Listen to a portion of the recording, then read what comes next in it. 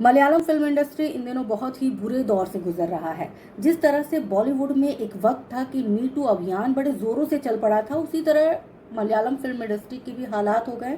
इन दिनों Malayalam film industry में जो है मी टू अभियान बड़े जोरों शोरों से चल रहा है और इस दौरान जो है कई बड़े बड़े नाम जो हैं वो सामने निकल के आए हैं जिन पर आरोप लगा है और इसकी वजह से पूरा मलयालम फिल्म इंडस्ट्री जो है वो तहस नहस हुआ पड़ा है।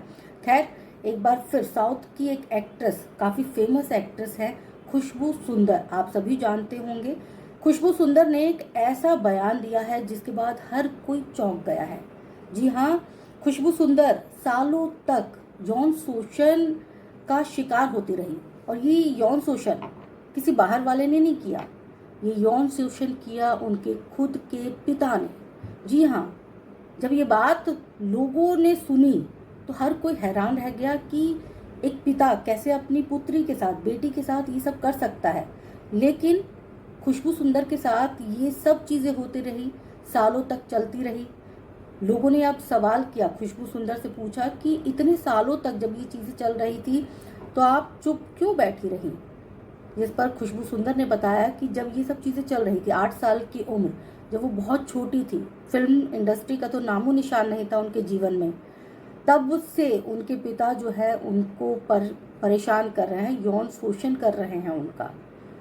15 साल की एज तक उनके पिता लगातार उनके साथ यौन शोषण करते रहे और जब भी खुशबू सुंदर बोलना चाहती थी, आवाज़ उठाना चाहती थी इन सब चीज़ों के खिलाफ, तो उनके पिता हमेशा ये कह देते थे कि अगर तुमने किसी को भी कुछ बताया तो तुम्हारी माँ को मैं जिंदा नहीं छोड़ूंगा।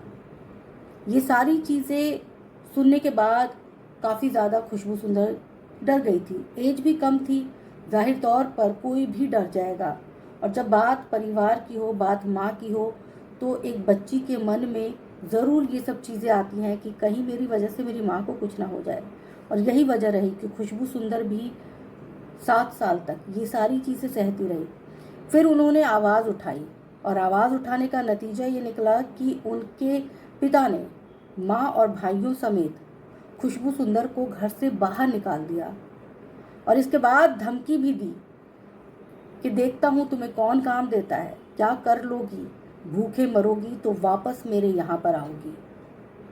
लेकिन खुशबू सुंदर ने हार नहीं मानी और उन्होंने इसी कमज़ोरी को अपनी स्ट्रेंथ बना ली और उसके बाद उन्होंने फिल्मों में ट्राई किया और एक बड़ा नाम बन के उभरी।